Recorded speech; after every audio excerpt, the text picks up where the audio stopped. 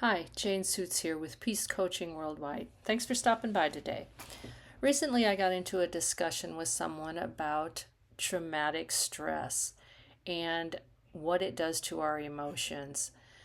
Normally, our emotions are in a range looking like gently rolling waves.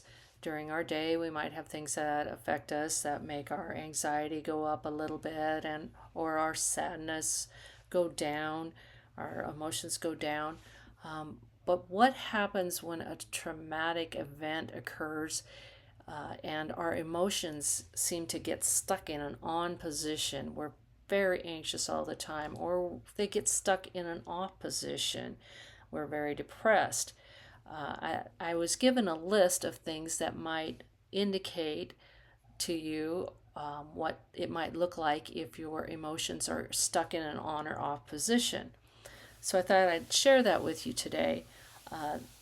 Some of the things that are on the list for being stuck on, our emotions are stuck in a high position and we can't seem to get out of that, might be like anxiety that is very high. You feel anxious all the time. You may panic easily. Another thing is your experience a lot of hyperactivity. You just can't seem to sit still.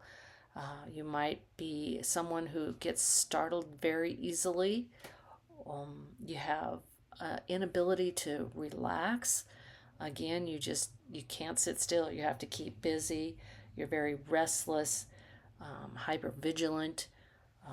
You may also experience digestive problems.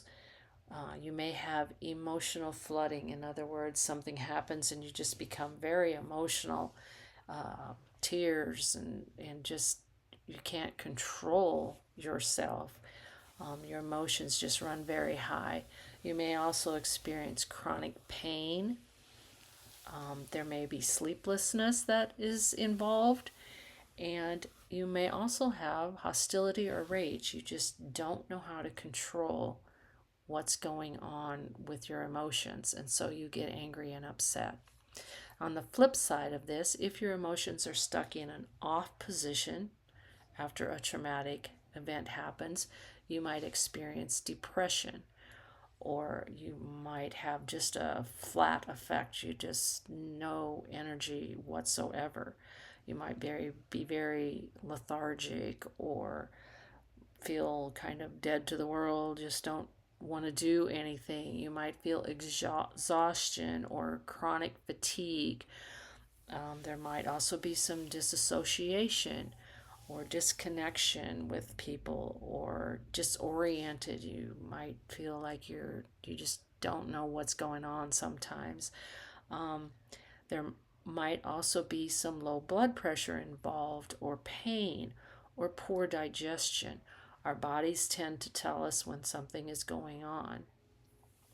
Now, if you'd like to get back to a normal range in the middle where you can just kind of roll with the punches, this might be something that you would like to look into yourself about and see if there's been an event that you haven't worked through that's causing you to feel this way. Like I said, you may not even remember the event because it might have happened when you were very young. And so you don't even realize that that has affected you that way. You just might think, well, this is just the way I am. But it doesn't necessarily mean that that has to be the way that you remain. So just thought I'd share that list with you today and see if that might give you some thoughts about how you react to different situations, and if you feel like you need to maybe look at things inside of yourself that might get you to a place where you're more at peace with things going on around you, that the list might help. So just thought I'd share that with you. Thanks for stopping by.